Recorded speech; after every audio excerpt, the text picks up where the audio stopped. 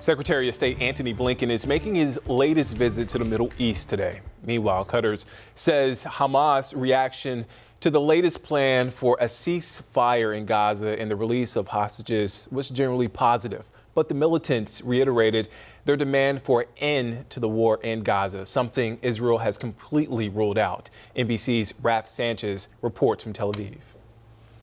Hamas has tonight given its response to a proposal for this deal to pause the fighting in Gaza, get more humanitarian aid to Palestinian civilians, and release some of those Israeli hostages. The Qatari prime minister says Hamas's response is largely positive, but that they do have comments on this deal.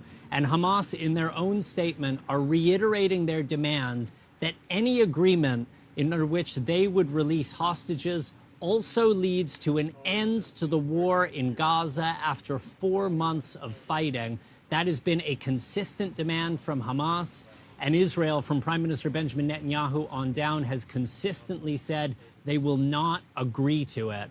Now, Secretary of State Antony Blinken, in the region for his 5th visit since October 7th, is on his way from Qatar to Israel with details of Hamas's response. He says he will discuss it with the Israeli government. He says the U.S. remains confident that a deal can be reached, but there is still a long way to go. We're also hearing from President Biden at the White House saying that some of Hamas's responses appear to be, quote, over the top. It is not clear what exactly he's referring to, whether it's that demand for a permanent ceasefire or potentially the number of prisoners Hamas is demanding be released from Israeli jails in response to the release of some of those hostages. Raf Sanchez, NBC News, Tel Aviv.